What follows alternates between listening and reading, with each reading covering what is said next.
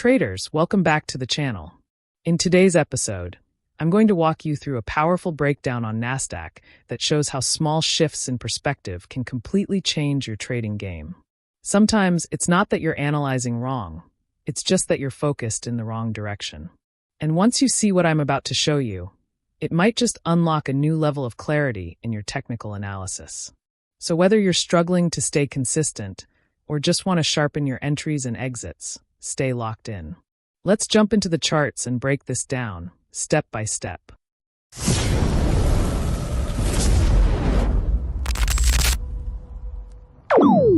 Alright, so here we are looking at Nasdaq on the weekly chart. Now, as always, it's important to begin your analysis from the higher time frame. This gives you the bigger picture, the overall market direction, and helps you avoid getting lost in the noise of lower time frames. Looking at the structure here, we can clearly see the natural flow of the market, a strong impulsive move, followed by a correction. This rhythm is what price action is all about. Impulsive moves driving the market, then corrective phases where the market catches its breath before making the next move. Now the big question is, are we about to see another correction similar to the last one before price continues to push higher? Or is the market setting up for something completely different? The weekly chart gives us a rough idea, but it's not enough to plan entries or manage risk effectively. So, to get more clarity and tighten up our analysis, let's drop down to the daily chart and see how price is reacting in more detail. This is where we start to piece together the puzzle and look for confirmation of our bias. Alright, so here on the daily chart, the first thing we notice is this high right here. And we all know what highs and lows represent, liquidity points. Liquidity typically rests above swing highs and below swing lows. So, if we see price pushing into this high and then rejecting aggressively, that's usually a sign that liquidity has been grabbed. And that gives us more confidence to start looking for selling opportunities, especially if it aligns with our higher time frame bias. Now, let's zoom in a bit and go to the 4-hour chart to get a closer look. Here, we can start drawing in our trend line for guidance. We begin by connecting the lower points, our swing lows, and then move to the top to connect our swing highs. Remember, your trend line should be clean with a good number of touches. The more the touches, the stronger the structure. From this angle, we can see that price might still push up a bit to take out the liquidity sitting above that recent high before giving us a real sell setup. But hang on, I want to show you something interesting.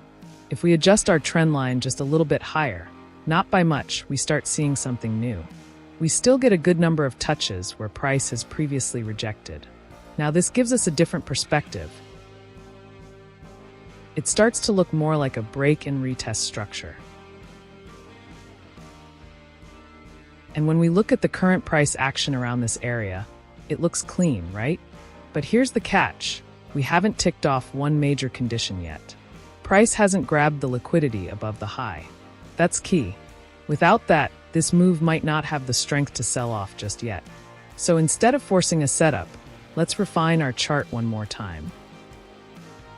Look closely. We have a strong low down here that price has already rejected 3 times. That tells us this is a key support level. The market respects it. Now let's go down to the 1-hour chart. This is where things really start to come together. Price action is beginning to make sense, and we're getting much closer to seeing a valid setup form. But remember, patience is key. Let the market come to you. From here, let's grab another trend line and place it right over here. Remember, these lines are just guidelines. They help us see the structure of the market more clearly. We're not trying to predict the market with trend lines, but rather use them as tools to guide our decisions. So, we place one line below and then add another at the top to complete the descending structure. And what do we see?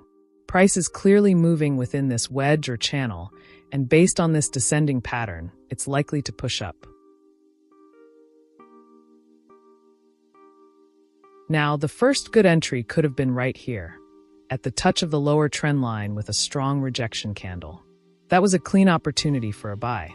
Then, if price breaks above this upper trend line with momentum, that could be another entry signal, especially since our target is the swing high above, which we're treating as our liquidity magnet. That's where a lot of stop losses are sitting, and the market loves to go hunting for those. So what's the game plan? Simple. We ride the bullish momentum up towards that liquidity zone. And once price reaches that key high and takes out the liquidity, that's when we shift our mindset. From there, we start looking for signs of weakness, possible reversals, break of structure, or bearish rejections, to prepare for potential selling opportunities. It's all about reacting to what the market shows us, not trying to outsmart it. So as you've just seen, sometimes it's not that we don't know how to analyze, we actually do. The problem is we might be analyzing correctly, but in the wrong direction. And that alone can mess up your whole trade. That's why it's so important to always try looking at the market from multiple angles before jumping into a trade. Don't just lock in on one bias and ignore everything else. Have options. Stay flexible, because the market doesn't care about your prediction. It will go where it wants. Your job is to follow, not dictate. So don't force setups. Let the market show you what it wants to do, and then align your strategy accordingly. And that's a wrap for this breakdown, fam. As you've seen, sometimes the difference between a winning and a losing trade is just perspective. Not your strategy, not your tools, but how you read the market. So always take a step back, check different angles, and don't get locked into one bias. Let the market lead, and you follow with precision. If you found value in this video, don't forget to like, subscribe, and drop a comment. Let me know what you think or what you want me to break down next. Until then, stay sharp, stay patient, and don't chase the market. Peace.